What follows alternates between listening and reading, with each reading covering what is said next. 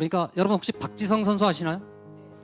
나중에 영상 찾아보십시오. 박지성 선수가 넣는 모든 골은 다 이상한 골입니다. 그 선수는 축구를 잘 못해.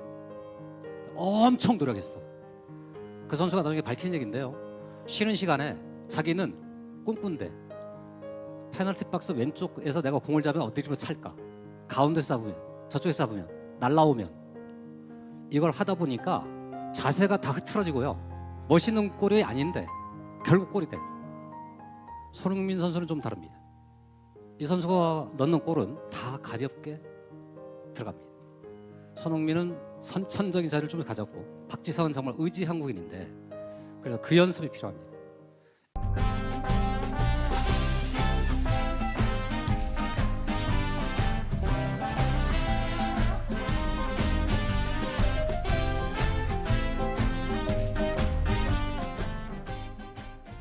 네, 안녕하세요. 오늘 수학 강연년 잘 들었습니다. 저는 6학년 남자 아이를 둔 학부모이고요. 저희 아들 같은 경우는 이제 학교에서 수행평가 시험을 치잖아요. 그러면 문제지에서 문제를 풀이를 하고 다 하면 정답을 써요. 정답을 쓰는데 정답지 옮길 때는 숫자가 하나 이상을 틀리는 거예요. 그래서 항상 한두 개 틀리니까 100점을 못 맞고 80점을 맞는 거예요. 근데 이 실수가 계속 선생님이 반복된다고 얘기를 하시는 거예요. 아들은 좀 속상해 하더라고요. 왜 그렇게 되는 건지 좀 궁금해가지고요. 네, 네. 정말 속상하시죠? 네. 그냥 아예 못 풀면 원이라도 없는데. 참고로 이제 비유적으로 말씀드리면 축구 얘기인데요. 지금부터 한 20년 전에 대한민국 축구 대표팀이 저랬습니다. 맛있게 드리블을 해요. 다 제쳤어. 골키퍼마저도 있어서 슛을 하는데 똥볼을 차. 자, 그러니까 한두 번 할 때는 이제 그냥 격려해주면 되는데 저런 게 잦잖아요.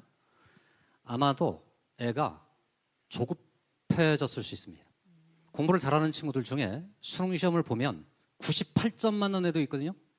수능에서 제일 쉬운 문제가 2점짜리입니다. 빨리 갖고 싶어. 뭘 풀었잖아요. 답을 냈어. 그러면 애가 이 답을 정확하게 옮기고 끝내야 되는데 애 머릿속에는 이건 끝냈으니까 뭐가 궁금하겠습니까? 다음 문제. 그래서 어쨌든 이걸 필요한데 부모님 이 말씀을 해주셔봐야 도움이 안 되잖아요. A4 용지에다가 지금 애가 풀어야 될 문제를 20개 단위로 번호를 다 매겨주십시오. 연습을 시키세요. 그러니까 여러분 혹시 박지성 선수 아시나요? 나중에 영상 찾아보십시오. 박지성 선수가 넣는 모든 골은 다 이상한 골입니다. 그 선수는 축구를 잘 못해. 엄청 노력했어. 그 선수가 나중에 밝힌 얘기인데요. 쉬는 시간에 자기는 꿈꾼대. 페널티 박스 왼쪽에서 내가 공을 잡으면 어디로 찰까? 가운데서 잡으면, 저쪽에서 잡으면, 날라오면. 이걸 하다 보니까 자세가 다 흐트러지고요. 멋있는 골이 아닌데 결국 골이 돼. 손흥민 선수는 좀 다릅니다.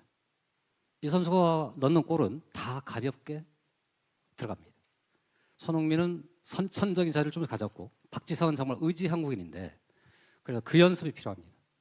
A4 용지에다가 답안지처럼 만들어 주시고 한 20차례?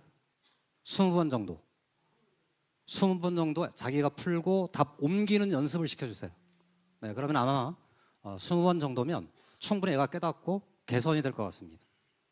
가장 쉬운 답입니다. 아니 그러니까 새로운 문제를 풀잖아요. 그럼 이 문제를 풀고 나서 이 답을 거기다 제대로 옮기는 연습을 시키시라는 말씀. 이해가시죠? 다 옮기는데 해봐야 한 1.5분, 1분 30초 정도 아닐까요? 네. 그러니까 이걸 옮기는 연습이 필요하다는 말씀이에요. 두 번째는요. 이 조급증이 수학에서만 벌어지지 않을 수 있거든요. 그러니까 어차피 우리의 목표는 애가 차분해져서 정확해질 걸 원하는 건데 저학년일수록 집안일을 많이 시켜보십시오. 청소를 시켜본다거나 설거지를 시켜본다거나 요리를 시켜보십시오. 그럼 애가 서툴 거 아니에요. 설거지할 때 저는 맨날 욕 먹습니다. 왜 욕 먹을 것 같습니까? 아니요, 대충 한다는 거예요. 꼭 설거지하고 나서 제대로 헹궈야 되는데 주로 이제 남자들, 저 아빠들의 특징 중에 하나인데 예, 그런 거를 시켜보시고 혹시나 그런 게 보이거든 거기서 다시 그걸 지적해 주십시오. 끝맺음이 중요하다는 거. 이거를 여러 가지 경험에서 애가 느끼고 나면 조금 더 달라질 것 같습니다. 궁극적으로는 여유입니다. 됐죠? 네. 네. 네. 그러니까 아이들이 시험 그 현장에서는 좀 떨리는 마음도 있고 또 새로운 상황에서 시험을 매일 보는 건 아니잖아요. 근데 그런 상황을 시뮬레이션을 하면서 이제 마음 컨트롤도 하고 이렇게 육체적으로도 좀 익숙함을 만들면은 좀 도움이 될 것 같습니다. 네, 또 질문 있으실까요? 네, 여기 가운데에 마이크 전달해 주시기 바랍니다. 아이 학년과 네, 고민을 말씀해 주세요.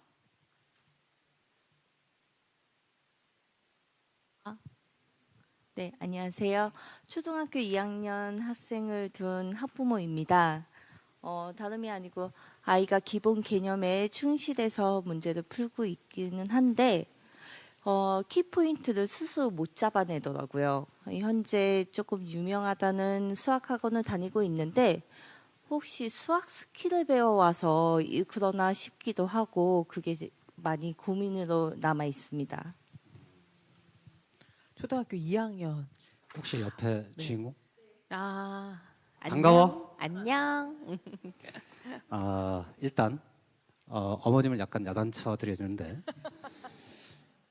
소위 그 킥 포인트라고 하는 거 있잖아요. 기대하지 마십시오. 초등학교 2학년이거든요. 초등학교 2학년이 자기가 배운 대로 문제를 풀어서 동그라미를 계속 맞춰 나가잖아요. 대단히 잘하는 거예요. 참 우리 부모의 기대가 한도 끝도 없기 때문에 잘하면 잘하는 대로 못하면 못하는 대로 기대하게 되는데 지금 초등학교 2학년은 절대로 그런 걸 찾을 때가 아닙니다. 한 5, 6학년으로 넘어가서 아까 이제 노트 정리도 해보고 설명도 해보고 할 때쯤 충분히 익을 때쯤에는 한번 기대해 볼 수 있습니다. 그리고 원래 수학에서의 킥포인트라는 것은 상위 한 1% 내외의 친구들만 말할 수 있습니다. 해서 오히려 지금은 그 마음을 조금 다르게 가지고 가는 게 좋습니다.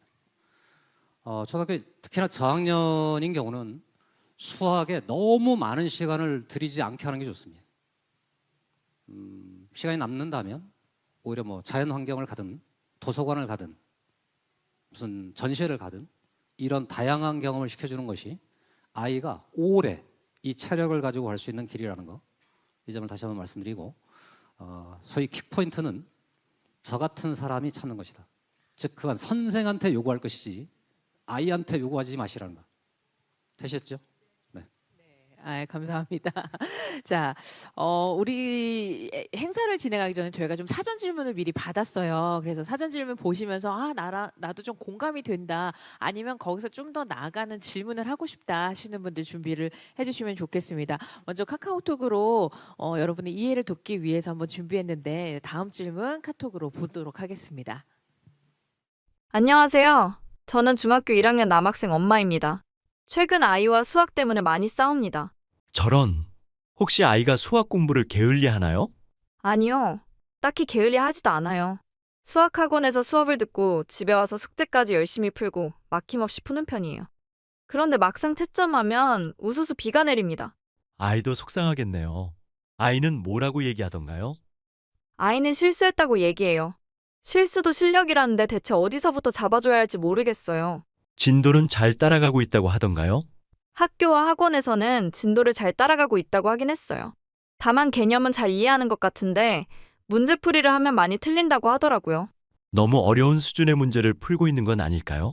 심화 문제를 풀 때는 어려워서 대놓고 짜증을 내요. 그렇다고 안 풀 수도 없고 계속 전쟁 중입니다. 평이한 문제, 심화 문제 둘 다 걱정입니다. 문제풀이의 실수, 어디까지 봐줘야 하는 걸까요? 공감이 되시나요? 네. 이거 우리 집 얘긴데 이러시는 분들 계실 것 같아요. 네. 자, 어찌 보면 저 질문이 수학에 대한 우리 부모님들의 고민을 완전히 집약시켜 놓은 것 같습니다. 쉬운 거는 쉬운 것대로 실수가 생긴다. 어려운 문제 잘 못 푼다. 네. 근데 이미 저는 답을 드렸습니다. 혹시 이 답이 뭔지 아십니까? 좋아요. 혹시 PPT 준비된 게 있으면 하나만 띄워보실래요? 옳지. 이거 아까 보셨죠? 자, 학생들이 실수라고 하는 것에는 두 종류가 있습니다. 진짜 실수가 있고요. 실수를 가장한 실력이 있습니다. 자, 우선 실수부터 말씀드려볼게요. 두 번째 단계에서 계산을 하다가 부지불식간에 2 곱하기 3인데 5를 쓰거나 2 더하기 3인데 6을 쓰거나 초등학교 단계에 이런 일이 벌어질 수 있습니다. 왜냐?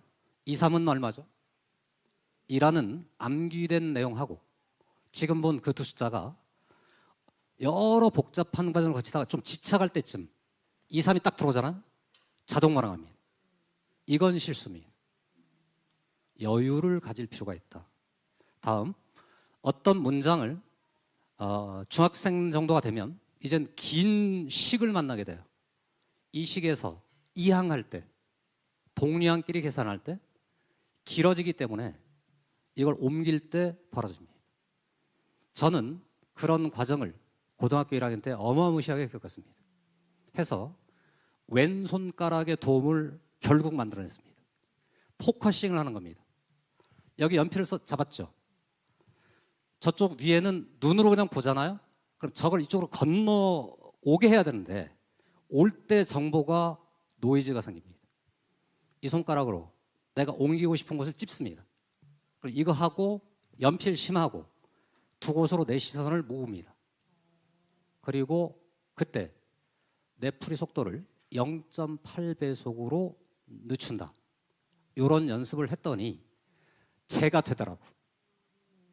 그러니까 당연히 애들한테 그걸 가르치겠죠. 제가 만나는 친구들은 꽤 수학을 잘한다고 하는데 그 친구들도 어마무시하게 이런 짓을 합니다. 수학을 꽤 잘하는 친구들이 그렇게 합니다. 됐죠? 여기까지가 1. 뭐라고요? 진짜 실수. 습관에 관한 얘기입니다. 이 행동의 요령을 학생들이 터득해서 연습했으면 좋겠습니다. 부모님들께서는 항상 그럴 때마다 이게 무슨 말이죠? 서두르지 마. 천천히. 이렇게 해주시면 고맙겠고 그 손가락으로 짚어서 가는 것을 여러분 집에서 한번 실험해 보시면 좋겠습니다. 두 번째입니다.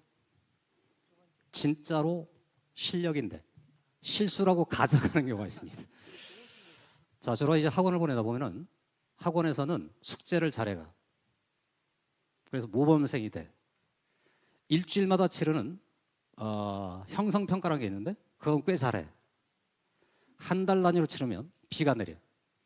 이거는 우리 학생이 매우 즉흥적으로 배웠던 것을 그냥 따라할 때 벌어집니다. 이걸 조금 전에 어떤 어머님께서 학원에서 스킬만 배우는 게 아니냐라고 하는 말하고 배가 비슷할 수도 있는데요. 자기 머릿속에 숙지는 안 됐는데 따라는 잘하거든요. 그래서 저는 이런 친구를 따라쟁이라고 합니다. 제가 이미 답을 드렸습니다. 반복을 몇 번쯤 해야 된다고? 목표는 10번, 최소한 5번, 설명까지 할 것. 그래서 여러 번 이걸 반복하면은요, 숙지가 되거든요. 숙지가 되면은 실수가 없습니다. 이 실수는. 해서 다시 주마다는 꽤 잘하는데 한 달 단위로 잘 못해 하거든.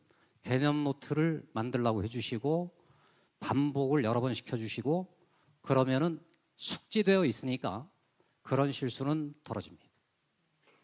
마지막이 저겁니다. 그쯤 되면 하수가 중수쯤 오거든요. 이제 고수로 가는 겁니다. 고난도 문제를 만납니다. 이 습관이 된 친구들은 제 1단계에 50%의 시간을 쏟는다라는 것만 알려주면은 이렇게 왔다가 순식간에 가요. 네. 그러니까 여기 이 습관이 중요하다는 말씀을 다시 한번 드리겠습니다. 됐죠? 네. 자, 다음에 또 카톡 이어서 초등학생의 질문 또 받아보도록 하겠습니다. 안녕하세요. 안녕하세요. 초등학교 3학년 아이를 키우는 엄마입니다. 저는 아이와 집에서 수학 공부를 하고 있는데 최근 들어 걱정이 생겼습니다. 엄마표 수학이 생각보다 쉽지 않은데 대단하시네요. 수학 공부에 어떤 고민이 있으신가요? 사실 학교 진도만 제대로 알고 넘어가자는 생각으로 수학 공부를 제가 봐주고 있었는데 교과서 문제는 비교적 단순하더라고요. 그래서 문제집을 사서 따로 풀고 있는데 거기서 구멍이 보이더라고요. 다양한 문제를 접하는 것도 수학의 흥미를 올릴 방법이 되기도 하는데 혹시 어떤 문제 유형에서 막히던가요? 응용 문제나 문장이 긴 문제에서 너무 막혀요. 저도 설명하기 막막할 때도 있고요. 시간을 들여 고민해야 하는 유형들이네요. 같이 시간 들여 풀다 보면 서로 답답해질 때가 있더라고요. 그래서 사교육을 시작해야 할지 공부 방법을 바꿔야 하는 건지 고민이 됩니다. 초등학교 3학년 수학 공부 대체 어떻게 시켜야 하는 걸까요? 3학년 이제 기로에서는 시기이죠. 초등학교 3학년이면 이제 4학년부터 본격적으로 공부 습관을 잡아야 된다. 그리고 이제 문장제라던가 심화 문제가 본격적으로 시작되는 시기이다 보니까 이런 갈등과 고민이신 분들이 많으실 것 같아요. 어떻게 해결하면 좋을까요? 그러니까 대한민국에서 이제 학원이 많아지게 된 이유 중에 저게 하나입니다. 처음에는 이제 학원이 초등부 학원이 없었습니다. 초등부는 다 피아노 학원을 다녔고 어디 뭐 놀러 다녔고 주로 이제 중학생 이후 고등학생들이 학원을 다녔는데 점점점 내려오는 중이거든요. 약간 유감의 말을 표명해 보면 여러분 지금 그 초등학교에 스토리텔링식 수학 교육이 있잖아요. 저는 극렬 반대파인데 아직 철이 익지 않은 애들한테 너무 많은 걸 요구하는 교육과정입니다. 여러분 어릴 적을 되돌아보면 초등학교 3학년 때까지 구구단 외면 잘하는 거였습니다. 수능의 입장에서 바라보면 초등학교 3학년 때까지 구구단 잘 외고 산수 어느 정도 잘하면 일단 성공입니다. 근데 그런 친구들한테 엄청난 글을 익혀놓고는 이 중에 수학을 막 뽑아내립니다. 해서 드리는 말씀 중에 1번 나도 어렵다고 고백하십시오. 진짜 어려운 겁니다. 다른 경험 한마디인데요. 저희 큰딸이 아까 무어 전공했다고 그랬죠. 저는 그 친구한테 수학을 가르쳤을 것 같습니까? 안 가르쳤을 것 같습니까? 보려고 시도는 해봤겠죠.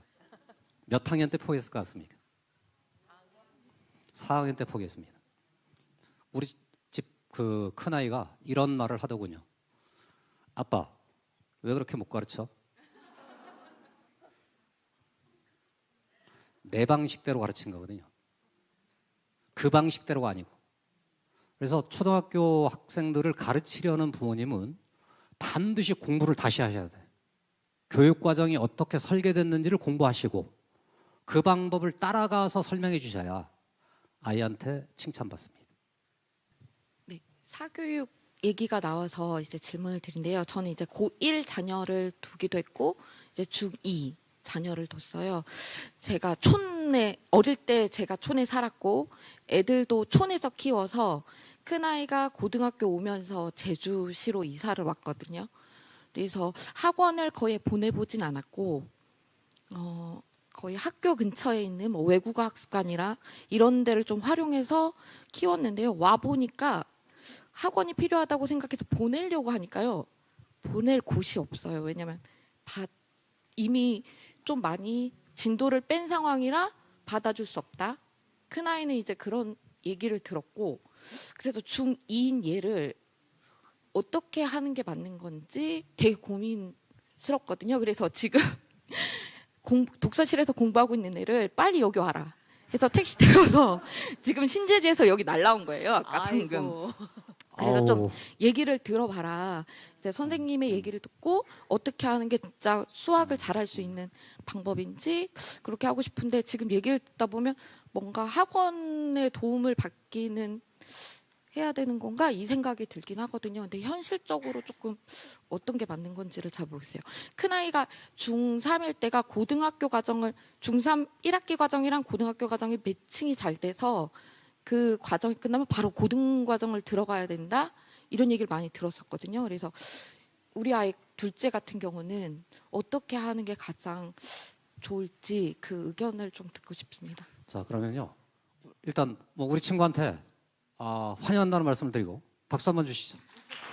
그리고 이렇게 엄마가 부를 때 이런 주제로 부를 때 왔다는 말 자체는 이미 저력이 있다는 말입니다.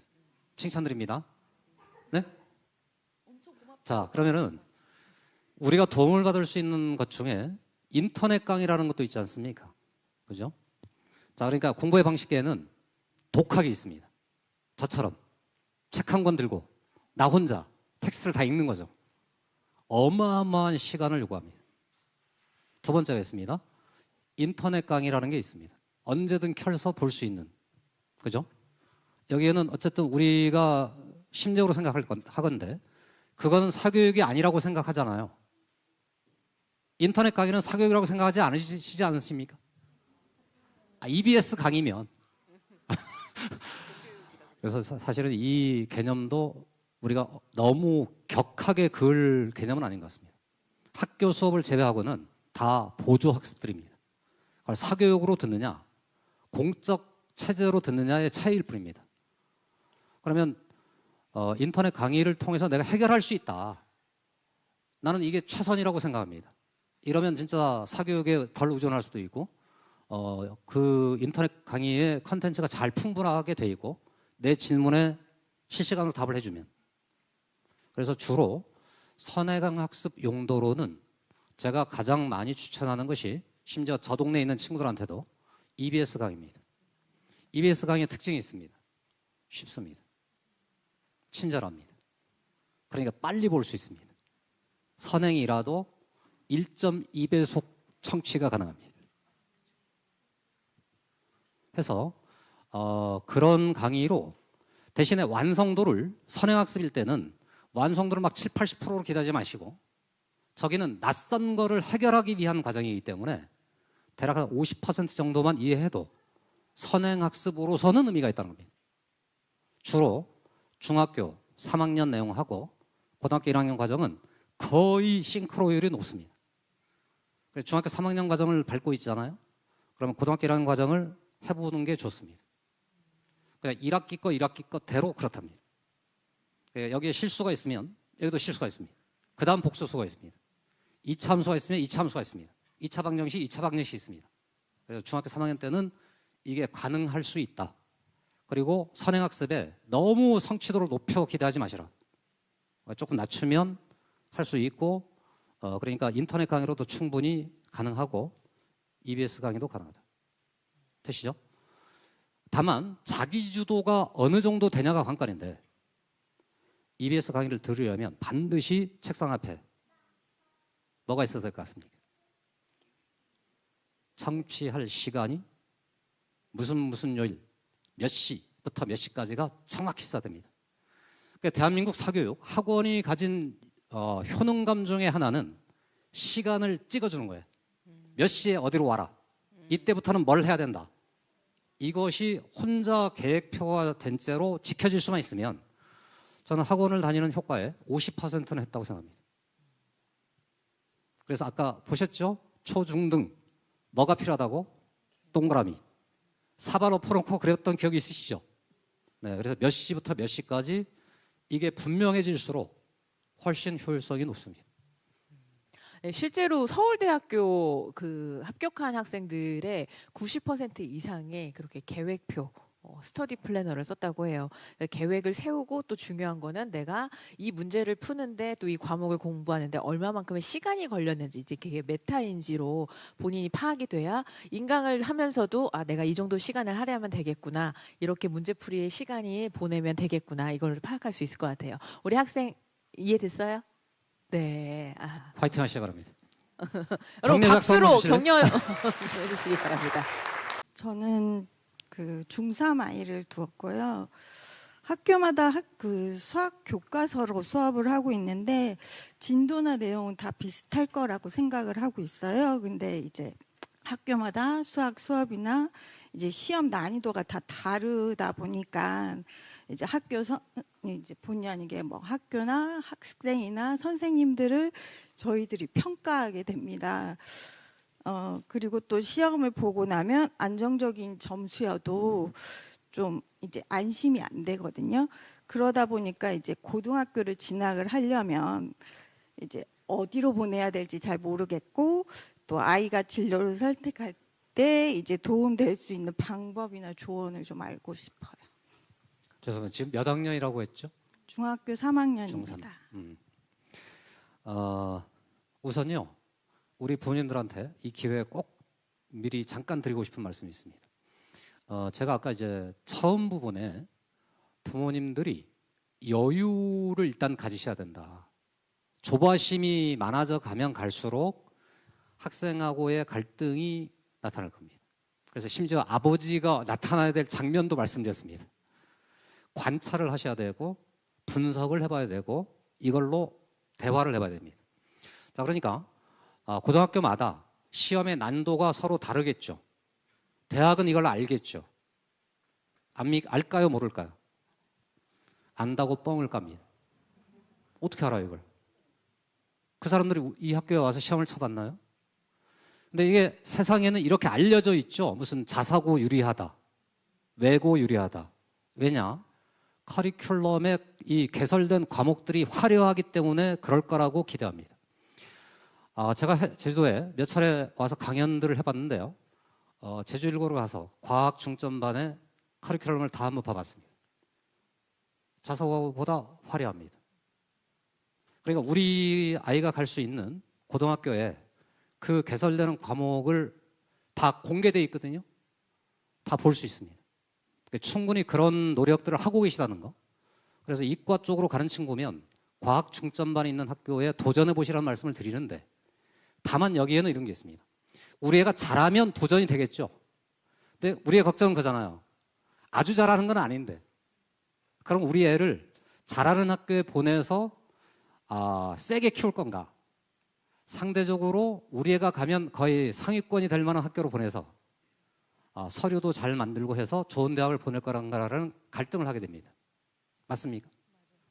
그래서 최근에 시내의 한 6개 정도의 남녀 일반계 고등학교가 있고 나머지 고등학교들이 쭉 있는데, 주로 시내를 벗어나는 선택을 하는 집도 있을 겁니다. 참고로 서울에는 탈대치, 탈강남이라는 단어가 있습니다. 용의 꼬리가 되느니 뱀의 머리가 되겠다는 선택을 하는 친구가 있습니다. 조금 전에 보여드렸던 그 올해 고3 중에 의대 간 몇몇 친구는 심지어 학원은 강남을 다니되 학교를 다른 동네 다녔던 친구도 있습니다. 그 친구가 고백한 게 있습니다. 잘하는 애들한테 섞여 들어갔더니 너무 스트레스가 많아진다는 거예요. 눈치를 계속 보게 되고, 근데 저기로 갔더니 너무 행복하대. 다만 이리 옮길 때 중요한 게 있습니다. 가서 진짜로 이 학교를 빛내는 그런 모습으로 있어야 됩니다.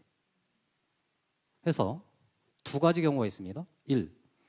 자립형 인간들이 있습니다. 자기가 선택하는 친구들 있잖아요. 이 친구들은 그 선택도 있을 수 있어요. 왜? 그 학교에 가서 그 학교가 빛낼 수밖에 없는, 그 학교 입구에 가면 이 이름이 있을 수밖에 없는 환상적인 내신 성적과 환상적인 서류를 가지고 고려대, 연대에 합격하는 그림을 그리는 친구가 있을 수 있습니다. 대신에 소통형 인간들이 있습니다. 동화형 인간이라고도 합니다. 뭔지 아시죠? 그러니까 그런 곳에 가면 젖어드는 애들 있잖아요. 평균적이 되는 애들. 그래서 주로 자사고가 한때 흥했던 이유 중에 하나는 거기 보내면 공부하는 애가 많고 그 분위기에 우리 애도 따라하지 않겠냐 해서 우리 애가 이쪽인지 저쪽인지 판단해 보시고, 결국 핵심은 이리 가든 저리 가든 최선을 다한 내 노력이 필요하다는 거. 그래서 전자는 뱀의 머리로 거기를 노리는 것이고, 후자는 뱀의 몸통이 되느니, 다시 뱀의 몸통이 되느니 용의, 아니죠, 용의 몸통을 하려고 노력하는 겁니다. 궁극적으로는 우리 아이가 고등학교를 선택했다 해서 대학이 보장되는 게 아니죠. 뭐가 남아있죠? 아니, 아까 그 공부란이 있잖아요. 뭐가 필요하다? 내 노력. 선택이 모든 걸 결정짓지 않습니다. 노력이 필요하고 그 마다마다 그렇다는 말씀입니다. 안녕하세요. 저는 일단 표순고등학교에 재학 중인 2학년 학생이고요. 이제 본격적으로 IB 교육 과정에 공부하게 돼가지고 일단은 여기에 오게 됐는데 그 여쭤드리고 싶은 게 많아가지고 두 가지 질문이 있습니다. 일단은 제가 첫 번째로 질문 드리고 싶은 거는 학교에 배운 거를 토대로 해가지고 제가 개념서를 정리해가지고 저 나름대로 이해를 하는데, 근데 이제 여기서 문제를 풀고 싶어가지고 문제를 이제 풀어야겠다 했는데 이제 막상 제가 푼 것도 기억이 잘 안 나고 이제 옛날에 배운 것도 가끔씩 까먹어가지고 아 이거는 좀 풀 수 있겠다 했는데 갑자기 중간에 턱 막혀가지고 결론적으로는 아예 문제를 풀지 못하는 상황이 있게 됐고요. 그리고 두 번째는 제가 고등학교 2학년에 돼서 IB 교육과정을 저희 나라랑은 다르게 다른 교육과정으로 진행을 하고 있는데, 일단은 제가 2학년 중간고사에 등비수열 수렴이랑 극한을 배우게 됐는데 일단은 여기서 1차적으로 조금 힘든 경험이 있었고요. 그리고 이제 2학기 때 올라가게 되면은 미적분을 바로 배운다고 했었어요.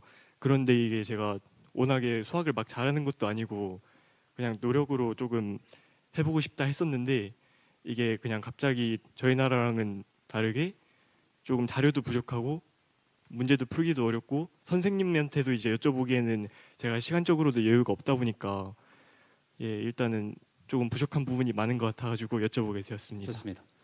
일단요, 저희 고등학생이잖아요. 죄송하지만 오늘 이 자리는 초중등 학생 대상이잖아요. 그래서 답을 좀 짧게 하겠습니다. 혹시나 본인이 학생회장이면 그 학교에 저를 초청해 주세요. 1번. 그리고 저기는 IB라 그랬잖아요. 예전에 저는 저 친구를 제 아는 지인의 아이를 벨기에까지 유학 보낸 적이 있습니다. 완전 다르거든요. 질문. 우리나라 수학 문제가 어렵겠습니까? 미국 수학 문제가 어렵겠습니까? 우리나라 전 세계 짱이에요. 다 쉽습니다. 그러니까 우리나라 수학 문제집 중 제일 쉬운 거를 보잖아요. 그쪽 나라에 꽤 수준 높은 문제집입니다. 참고로 제 지인 중에는 미국에서 학원을 운영하는 누군가들이 만들려는 학원 교재를 인쇄해 주는 사람도 있습니다. 미국에는 없어요. 우리나라 전 세계 중에 수학이 제일 어렵고 제일 풍성하게 되어 있는 나라 중에 하나다. 그쪽은 오히려 더 쉽다. 이 점을 일단 꼭 말씀드리고 부담 가질 필요가 없습니다. 참고로 제가 그때 설계해 준 그 친구는 수포자였습니다. 사회학과를 가려는 친구였습니다. 그런데 미적분을 또 해야 된답니다. 어쨌든 그런 말씀을 드리고 초청해 주시면 제가 가겠다는 말씀을 드립니다. 감사합니다. 오, 네. 자, 그러면은 마지막 질문. 아까 어머니 계속 손 드셨던. 네네. 사실은 아까 지금 중학교 1학년 두신 어머니 얘기를 듣고 저희 아이도 중학교 1학년인데 지금 너무 좀 다른 것 같아요. 저희 아이가 동화형이고 의사소통형입니다. 그래서 저는 아이를 지금까지 계속 관찰했을 때 그렇다고 생각이 들었고, 좀 수학은 어려워하지만 좀 욕심은 그래도 좀 있는 편인 것 같아요. 그래서 저 스스로 뭔가 페이스를 좀 조절하면서 여유 있게 이 아이한테 번아웃이 오지 않도록 노력하는 게 제일 중요하다고 생각을 하면서 지금 지내오고 있습니다. 그래서 학원도 본인이 원해서 이제 다니고 있고요. 근데 저는 지금 약간 고민이 어떤 거냐면 중학교 1학년이잖아요. 이제 2학기가 되면 시험이 도래하고 이제 중2부터는 그 내신 성적이 이제 반영이 되니까 지금 중학교 1학년이 되게 중요한 시기라고 자꾸 생각이 들어요. 근데 이게 어떤 점에서 중요하냐면 좀 체력도 길러둬야 될 것 같고 좀 공부 기반 어느 정도 닦는데 가장 중요한 시기이고 가장 많은 시간을 낼 수 있는 시기라고 생각이 들거든요. 그래서 어떤 식으로 좀 이 시간들을 구성하면 좋을까 그런 고민들을 좀 하고 있습니다. 그래서 좀 도움을 주시면 많이 반영하도록 하겠습니다. 저 질문이 답하기 제일 힘든 것 같아요. 말씀이 거잖아요. 아이의 생활계획표를 짜내는 거잖아. 자, 1번 질문. 그러니까 본인은 문과형이다? 스스로도 그렇게 생각해요? 좋아요. 그러면 원하는 직업이 있어요? 네. 혹시 말해줄 수 있어요? 군인이요. 군인. 좋습니다. 그러니까 예를 들면 장교가 되겠다는 거잖아요. 네. 좋습니다. 그러면 육군, 공군, 해군이 있어요. 본인이 원하는 쪽은? 육군이요. 육군. 좋습니다. 그러면 그 선택은 다 맞는 선택인 것 같고, 그러니까 제가 이제 트랙 4개를 그려드렸잖아요. 그럼 당연히 밑에서 둘째 트랙이겠죠. 네. 그러니까 거기는 선행을 굳이 막 달릴 필요가 없고 현행을 열심히 하는 게 중요하고, 대신에 도전해 볼 만한 그 문제들이란 선행이 아니고 현행의 좀 어려운 문제, 이런 문제를 여러 번에 걸쳐서 풀어보는 노력이 필요하다. 괜찮아요? 일단 1번. 이게 절대 원칙이고요. 그다음에 중학교 1학년이 제일 중요하다고 말씀하셨는데, 이 자리에 계신 모든 분들이 그 말을 찬성하지 못할 겁니다. 초5 부모님은 초5가 제일 중요하고, 그죠? 네, 중3은 중3이 진짜 중요하고, 고3 인생 일대의 격변의 시기고, 고1 관문의 시작이고, 네, 사실은 모든 시기가 중요합니다. 그렇죠. 다만 그 시기마다 어떤 중요한 집중점이 다른데, 1번은 시험 공포증에 대하여 잠깐 드리고 싶습니다. 여러분, 시험이라는 걸 보면 우리 아이들은 보기 싫어하죠. 그 왜 보기 싫어할까요? 1번, 점수가 공개됨으로 인하여 내 자존심에 상처가 생길 것 같다. 맞습니까? 이런 이유 있겠죠. 2번, 왜 나를 시험 때에 들게 하시나요? 그냥 편안히 있고 싶은데.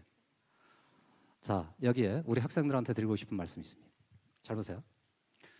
사실은요, 세상 살아가는데 초등학교 수학이면 살 수 있습니다. 부모님들 동의하시죠? 자, 그러면 중학교 때부터는 세상이 뭘 여러분한테 묻고 있느냐?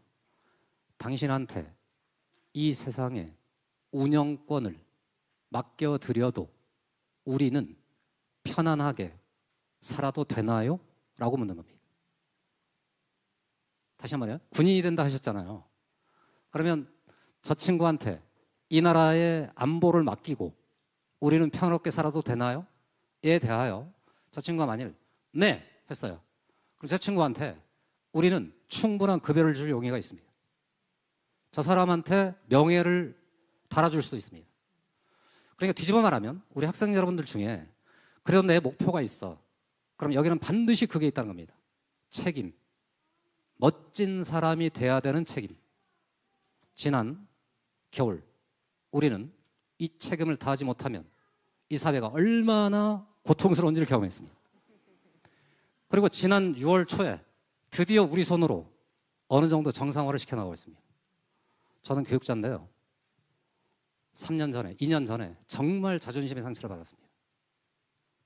수학을 모르는 권력자가 킬러 문항을 없앤다는 등 칼부림할 때 솔직히 나서서 하고 싶었는데 저희 직원들이 말리는 바람에 해서 다시 좋은 전문가, 진실된 권력자, 권위자들이 우리한테 필요합니다. 뒤집어 말하면 민주시민은 그가 똑똑해져야 됩니다. 똑똑해야 저 사람이 하는 행위가 옳은지 그른지를 잴 수 있습니다. 그래서 그런 것들이 우리 젊고 풋풋한 우리 후배님들한테 하나의 목표가 됐으면 좋겠습니다. 네, 이런 말씀을 드리면서 여하튼 꾸준히 가서 멋진 장군이 되기를 기대하겠습니다. 자, 우리 친구의 꿈을 응원하겠습니다. 또 이 시간이 또 계기가 될 것 같아요. 자, 우리 부모님들 또 우리 학생들의 표정이 조금은 시작보다는 밝아진 것 같은데요. 좀 도움이 많이 되셨나요? 네. 아까보다 대답 소리가 커요. 자, 우리 마지막으로 우리 선생님 짧게 한 말씀 부탁드리겠습니다. 중간중간에 이제 그 말씀을 다 드렸는데요. 참고로 저희 큰딸이 저한테 준 큰 교훈이 있었습니다. 아까 말씀드렸죠? 네, 결국 행복하게 수포자가 됐다고. 수학을 가르치는 사람은 이런 소망을 갖습니다. 모든 사람이 수학을 두려워하지 말아주기를. 그래서 어떤 수학에 대한 유튜브 같은 강연 같은 거를 볼 때 그래도 귀를 기울여 주기를. 이게 우리의 최소한의 요구고 기대고. 제가 오늘 드린 수포자를 탈출하자는 말이 대단히 어려운 실천 요령을 원하는 건 아니지만 4개월 정도의 끈덕진, 좀 짜증나고 지루할지라도 습관화되는 과정까지의 참음이 필요하다는 거. 그리고 그거에 대해서 우리 부모님들께서 계속 격려도 해주시고 선생이 아니고 격렬한 청취자가 되어줬으면 좋겠다. 집집마다 뭘 사자고요? 제가 이제 그 큰딸하고 사춘기 시절을 정말 격렬하게 보냈습니다. 저 같은 사람이 수학을 포기하겠다는 큰딸 앞에 서면 어쨌을 것 같습니까? 자존심 일단 상해. 유전은 진리가 아닌가 봐. 그리고 다시 한번 생각해 봤습니다. 나는 진짜 수학을 잘하도록 태어났을까? 그래서 오늘 그 고백을 드렸습니다. 정말 제가 안 해본 얘기입니다. 제 IQ를 고백했습니다. 그러니까 제 스스로 생각한데 제 에너지 중, 제가 활용 가능한 내 에너지 중 축구를 딱 포기하는 순간 저는 알았습니다. 이걸 몰아야 된다는 것, 한쪽으로. 이걸 몰아 대략 한 2달, 3달 정도의 좀 지루하지만 자존심을 걸고 한 노력이 완전히 다른 나의 모습을 만들어내는 것을 저는 경험했고, 그러니까 이 선생질을 하고 싶어지는 거예요. 이게 얼마나 즐거운지를 알려주고 싶어서. 네, 그래서 그런 부분들을 꼭 염두에 두시고 사춘기 시절에 우리 아이한테는 반드시 이유에 대한 설명이 필요합니다. 이유, 왜 그래야 되는가. 두 번째는 고백이 필요합니다. 부모님들 중에 본인이 수포자였잖아요. 수포자임을 빨리 고백해. 그리고는 아이한테 말씀하세요. 네가 선생님이면 좋겠다. 나도 너를 따라 공부하고 싶어. 그리고 격렬하게 반응해 주세요. 설명이 별로 신통치 않아. 그거 아닌 것 같은데 나 이해 못하겠는데. 네, 그럴수록 이런 분위기가 잘 갖춰지면 집집마다 우리 아이들이 좋은 선생님스러운 공부하는 사람, 네, 가르치고자 할 때 공부는 완성된다는 점을 꼭 기억해 주시면서, 네, 저는 제주도인이었고 지금도 제주도인이고 이 좋은 환경에서 가장 멋진 사람들이 요망지게 컸으면 좋겠습니다. 네, 여기까지입니다. 감사합니다. 네, 감사합니다. 우리가 초행길을 갈 때 목적지로 가는 방법을 모르면은 힘들어하고 절망하고 그러다 포기를 하잖아요. 하지만 내비게이션이 있으면 끝까지 갈 수 있습니다. 오늘의 내비게이션 우리 한성만 원장님 다시 한번 큰 박수로 감사의 표시 드리도록 하겠습니다.